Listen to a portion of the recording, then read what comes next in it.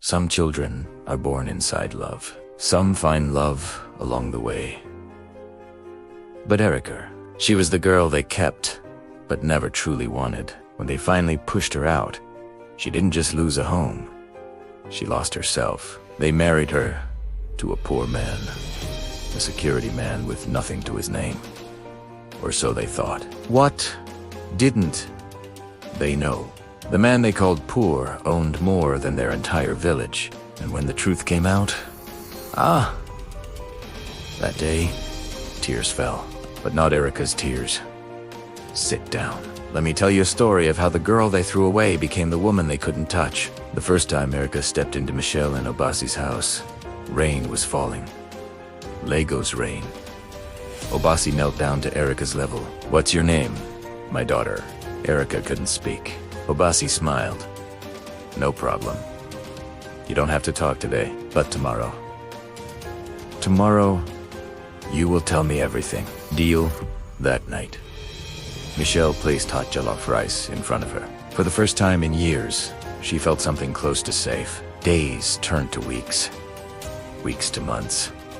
Erica started to bloom. Obasi walked her to school, holding her hand. My daughter must be the best in class, eh? Michelle taught her to cook, to plait hair. A woman must know these things, she said. One evening, without thinking, Erica called out, Daddy. Obasi froze. His eyes glistened. Never be sorry for that, he whispered, pulling her into a hug. You are my daughter. From today, forever. You hear me? Life was good. Too good. 3 years passed. Erica was 13. She loved her parents. Then Michelle's belly began to grow. You're going to be a big sister, Obasi announced.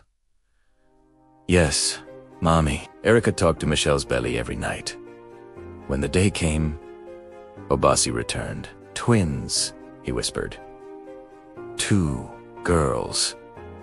Sharon and Kiara. Erica jumped up and down.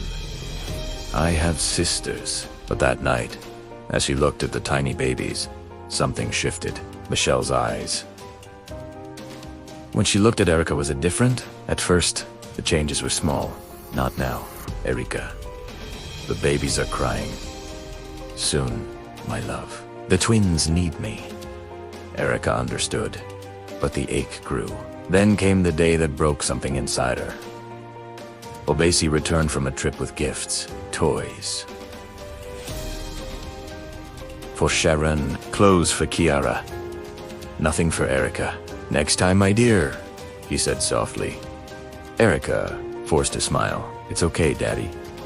But it wasn't okay. That night, she heard them arguing. You forgot her, Obasi. Again, Michelle's voice, sharp. She's still your daughter, Obasi. I know. I'll make it up to her. But he never did. Erica was 15 when the knock came. 2 policemen stood there. Madam, the taller one began. There has been an accident. Your husband, he didn't make it. Michelle's scream tore through the afternoon. Erica ran to her. Mommy! But Michelle pushed her away. This is your fault. Get out. Get out of my sight. Sharon pulled Michelle inside. Kiara slammed the door. Erica stood alone. Her father was gone. They didn't send her away, but every day, Erica felt herself disappearing. Michelle stopped calling her name. The twins, now 7, learned from their mother. Erica fetched water. Erica, wash our clothes. Erica, stay out of our room. Erica bade. Where would she go? She had no one, but at night, she would whisper, Daddy, are you watching? Do you see me? No answer ever came. 8 years passed. Erica was 23. Sharon and Kiara were 15. One evening, the twins found a yellowed envelope. Adopted. Erica is adopted. They stared at each other. Then smiles spread across their faces, slow, cruel. That night at dinner, Sharon dropped a paper. Explain this, Mother. Michelle sighed. Erica was adopted before you were born. Your father loved her like his own. Erica's heart pounded. Well, the charity case finally has a name. From that night, everything changed. The next morning, Sharon slammed her hand down. What do you think you're doing? Not at this table. You eat in the kitchen. You're not family. Michelle looked away. Kiara laughed. Mommy says you must work hard if you want to stay. No work, no bed. Erica picked up her plate and walked to the kitchen. Sat on the cold floor, ate, alone. Their laughter echoed. That night, Erica stared at the ceiling. Daddy, I don't know how much longer I can do this. But she stayed. One morning, Michelle gave Erica Naira notes for the market. If you lose this money, you don't eat for a week. Erica hid the money. When she returned, it was gone. Sharon and Kiara strolled in, smiling. What's wrong? Sharon asked. The money. It's gone. Kiara gasped. Oh no. You lost it. Mommy will be so angry. Michelle's voice thundered. Where is my money? The slap came so fast. You liar. 1 week. No food. Erica's eyes filled with tears. Sharon took that money. She knew. Italiano. 3 days into her punishment, Erica went to fetch water. Weak from hunger, Airhead spun a hand, reached out. Let me help. A man stood there. Young. Well-dressed. I'm Kelvin, he said. You look like you need a friend. I'm Erica. Erica, beautiful name. For the first time in years, Erica felt seen. Sharon watched from the window. Who is that? Kiara joined her. Looks rich. Sharon's jaw tightened. Not for long. The next day, Kelvin found Sharon by the well. You're looking for Erica, right? She's my sister. She told me about you. Kelvin smiled. Oh, she mentioned me, of course. But I should warn you, Erica is complicated. She uses people, especially men with money. Sharon lowered her voice. Ask anyone. She's been with so many men. She just wants someone to take care of her. Kelvin's smile faltered. I see. Thank you. He left. He never came back. Erica waited by the well every evening. Kelvin never appeared. Weeks passed. Then one evening, Michelle called Erica into the living room. A man sat there, mid-40s. Hard face. This is Austin, Michelle sighed. He's a security officer. He wants to marry you. Erica's blood turned cold. Marry, but I don't even know him. You'll get to know him. Mommy, please don't. Mommy me. You are 20. You have no money. No future. No family. This man is willing to take you. Be grateful. Austin smiled. I'll take good care of you. Erica looked at Michelle, looked at Sharon and Kiara smirking, looked at the door. Where would she go? She had nothing. No one. I need time to think. You have 1 week. Michelle sighed. After that, you either marry him or you leave this house with nothing. That night, Erica lay on a mat and cried until she had no tears left. Daddy, she whispered, if you can hear me, please, send me a sign. Tell me what to do. No sign came. The day arrived. Erica wore a simple white dress, cheap fabric. Poor stitching. Sharon and Kiara watched from the front row, barely hiding their smiles. The pastor spoke. Erica didn't hear a word. Do you, Erica, take this man? She looked at Austin, a starred-bike expression unreadable. To have and to hold from this day forward. Michelle sat in the corner, arms crossed. Not a single tear. Not a single smile. For richer, for poorer. Erica almost laughed at that one. I do. she whispered. Austin slipped a ring on her finger. It was thin, cheap, perfect for a poor security officer. The small gathering clapped, mostly Michelle's distant neighbors who came for free food. After the ceremony, Sharon approached, kissed Erica's cheek like a snake striking. "Good luck, dear sister. You're going to need it." Kiara laughed. "Write us when you're begging on the streets." Erica said nothing. She just walked toward Austin's car, a rickety old vehicle that coughed smoke. As she got in, she took one last look at Michelle's house, the house that was supposed to be her home. Then she turned away and didn't look back. Austin drove her to a small house on the outskirts. The walls were cracked. The roof leaked in 3 places. The air smelled of damp and neglect. "This is where we'll live," he said, carrying her small bag inside. Erica stood in the doorway. Her stomach dropped. "It's nice," she managed. Austin laughed, a short, harsh sound. "No need to lie. It's a dump, but it's our dump." He showed her around.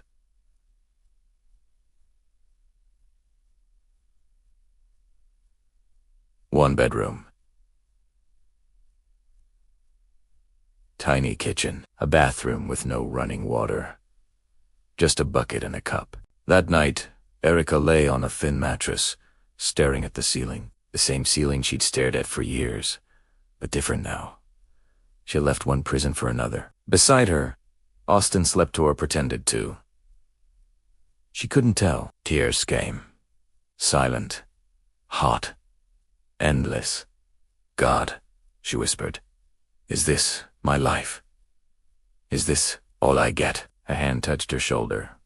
She froze. "You're crying," Austin said. His voice was soft, different from before. Erica didn't answer Austin. Sat up, in the dark. She could barely see his face. "I know you didn't choose this. Does it matter? I'm here anyway." Austin was quiet for a long moment. Then he said something strange. "My mother used to tell me, the same sun that melts butter hardens clay." Erica turned to look at him. "What does that mean?" "It means what breaks one person makes another. You just have to find out which one you are." He lay back down, didn't touch her again. Erica stared at the ceiling for a long time. The words stayed with her. The same sun that melts butter hardens clay. She didn't know it yet, but that sun was rising. The days that followed were strange. Austin left early every morning and returned late every night. He never said where he went. When Erica asked, Eko se smiled. "Work. Security. You know." But Erica noticed things. His clothes, though simple, were of good quality. Better than a security guard's salary should afford. He sometimes came home smelling of expensive cologne, the kind that costs more than their weekly food budget. Once, she found a watch in his bag. Heavy. Gold. Shining. "Where did this come from?" she asked. Austin took it calmly. "Fake. Got it from the market." Erica nodded, but something didn't sit right. One evening, she gathered courage. "Austin, who are you really?" He looked at her for a long moment. Then he smiled, a real smile, the first she'd seen. "I'm your husband, Erica." Isn't that enough for now? It wasn't. But she didn't push. One afternoon, laughter woke Erica from a nap. She looked out the window. Sharon and Kiara stood at the gate, holding their noses dramatically. "Ah, what is this smell?" Sharon's voice carried. "Kiara, can you breathe?" Kiara laughed. "I think I'm dying." Erica's stomach clenched. She opened the door. "What do you want?" Sharon stepped closer, looking around with obvious disgust. "We came to see how our dear sister is enjoying her new life." She glanced at the cracked walls. "Seems you're enjoying it well." Kiara nodded. "From our house to this. What do you even call this?" Erica's hands trembled. "If you came to mock me, you can leave."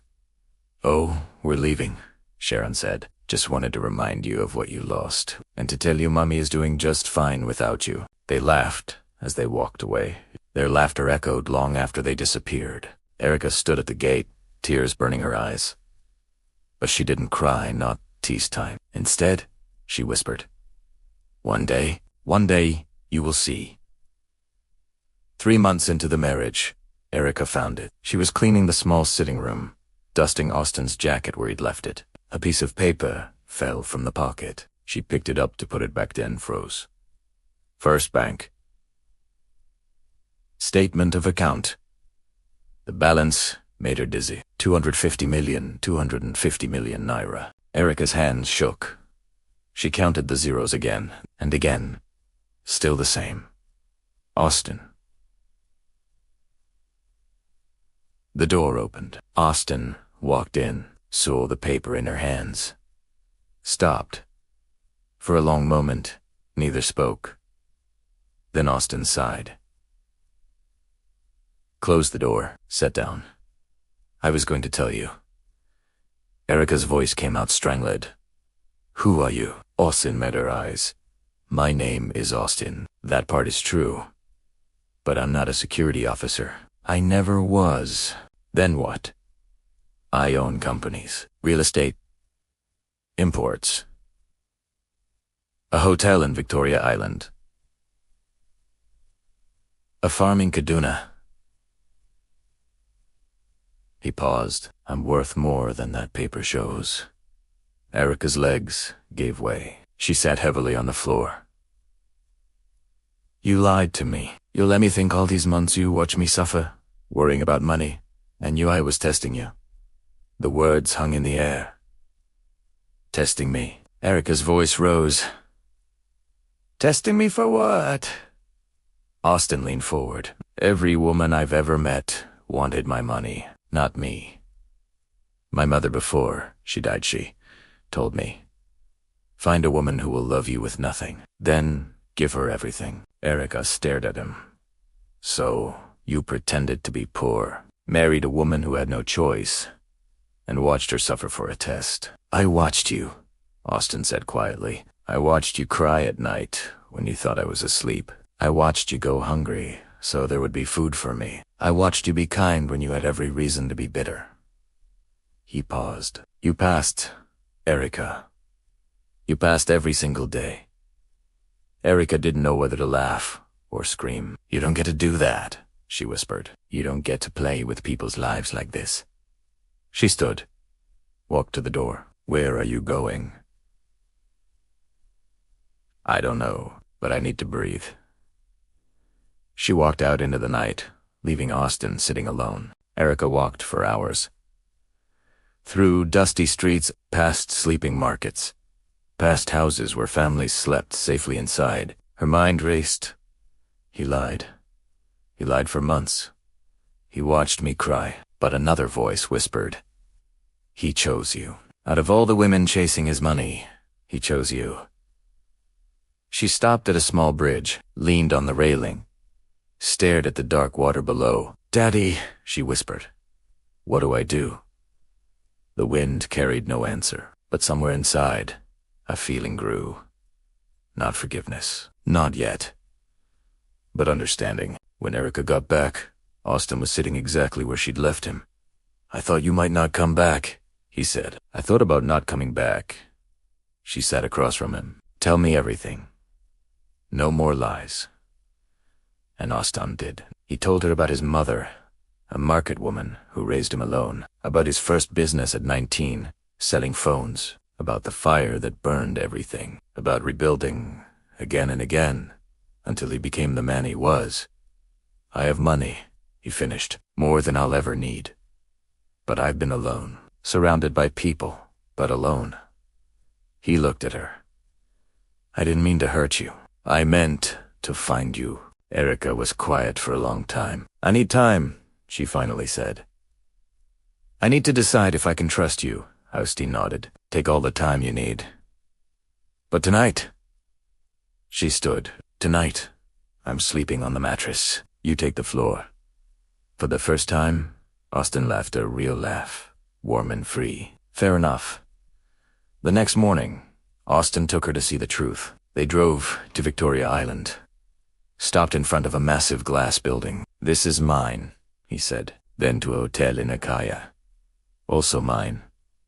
A farm on the outskirts. These two. Finally, a mansion in Lekki Gates. Guards, palm trees, a swimming pool. This is where we'll live, Austin said. If you want. Erica stood at the gate, speechless. I don't know how to be rich, she finally said. Austin smiled. Good. Neither do I. We'll learn together.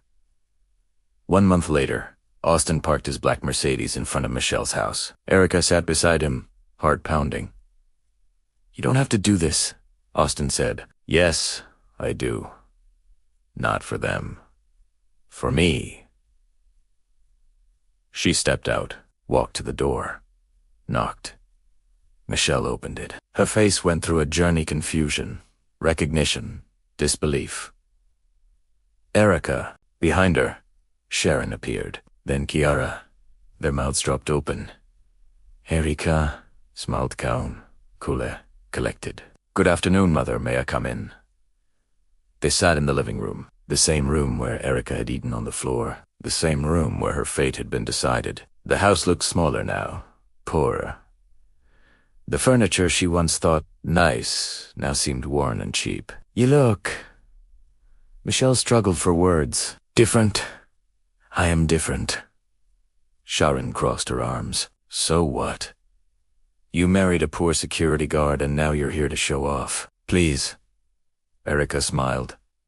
Austin isn't a security guard. Kiara laughed. What is he now? Cleaner. Austin stepped through the door. Behind him, the Mercedes gleamed in the sunlight. I owned companies, he sighed calmly. Hotels. Real estate. That car outside, I bought it with cash. Silence. Sharon's face drained of color. Kiara's mouth opened and closed like a fish. Michelle gripped the arm of her chair. You're rich.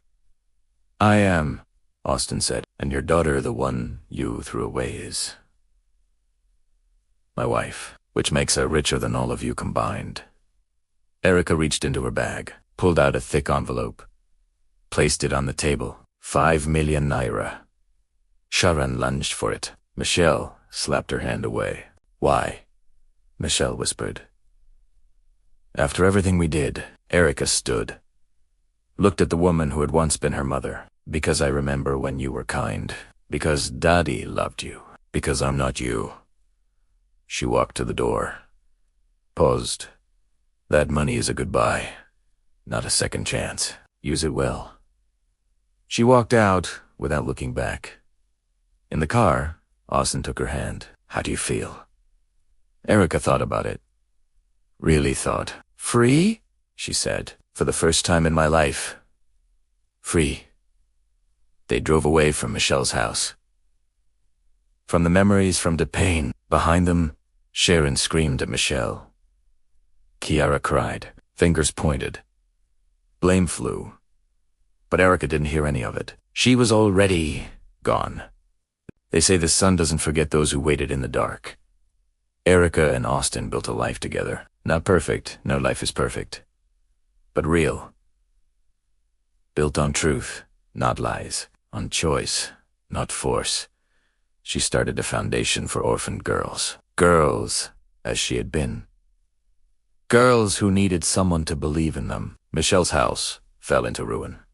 Sharon married a man who beat her. Kiara ran away with a lover who left her pregnant and alone. The 5 million naira. Gone in 6 months.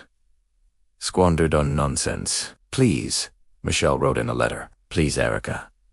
We're family. Erica read the letter, crumpled it, threw it away. She had a family now. A real one. And as she stood on the balcony of her Lekki mansion, watching the sunset, paint the sky gold, she whispered one name to the wind. Daddy. I made it. I'm okay now. And somewhere in whatever place good fathers go when they leave this world, you see my people. However long the night, dawn will break. The child who is not embraced by the village will either burn it down or build her own village somewhere else. Erica built hers, and the ones who threw her away. Let's just say, Karma is patient, and she always pays in full.